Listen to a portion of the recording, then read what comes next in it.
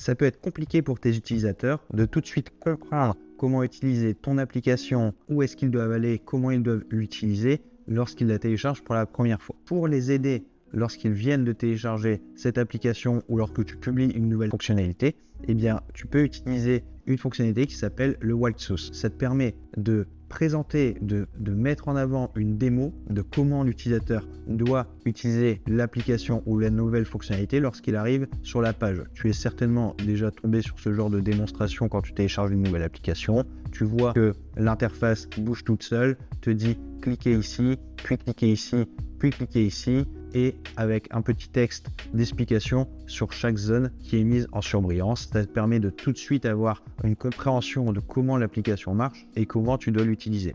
Eh bien, c'est tout à fait possible de créer cette fonctionnalité en 100% no-code avec Flutterflow. Alors, pour faire ça, tu vas aller dans les paramètres et l'onglet Walk Source. Tu vas créer plusieurs étapes. Sur chaque étape, tu vas sélectionner un widget sur lequel il doit être focus. Tu vas pouvoir choisir la forme, si c'est carré ou rond. Tu vas pouvoir lui ajouter un component qui va être juste au-dessus de la zone en surbrillance. Sur ce component, tu vas pouvoir, par exemple, lui ajouter du texte. Alors moi, ce que j'aime bien faire, c'est sur le component, j'ajoute un paramètre au component qui est un paramètre qui s'appelle content. Et donc, en fait, j'utilise un seul component dans lequel je lui mets le texte correspondant pour expliquer chaque zone de la présentation. Tu vas ajouter autant d'étapes que tu le souhaites pour présenter l'interface que tu souhaites présenter à ton utilisateur. Tu peux ajouter autant le Walk Source que tu souhaites dans ton application et les déclencher au besoin pour améliorer l'expérience utilisateur lorsque tu ajoutes une nouvelle fonctionnalité ou que tu as un nouvel utilisateur qui télécharge ton application.